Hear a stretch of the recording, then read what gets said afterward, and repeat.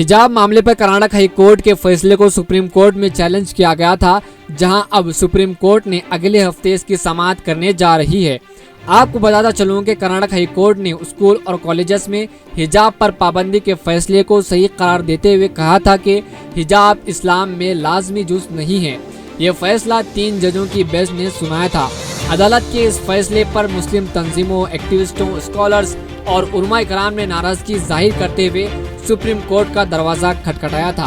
अब इस मामले की समाअत अगले हफ्ते की जा रही है। आपको बता दें कि कर्नाटक हाई कोर्ट ने कहा था कि इस्लाम में हिजाब पहनना लाजमी नहीं है। अदालत ने कहा था कि साथ ही यूनिफॉर्म के हवाले से कि स्कूल और कॉलेजेस में यूनिफॉर्म ही पहनना चाहिए और तालिब इल्म इससे इनकार नहीं कर सकते। फैसले के बाद तमाम जजेस की सिक्योरिटी बढ़ा दी गई थी। Justice Rituraj Awasthi, justice Krishna S Dixit और जस्टिस JM खाजी की बेंच ने 9 फरवरी को इस मामले की समाअत के लिए तश्कील दी गई थी।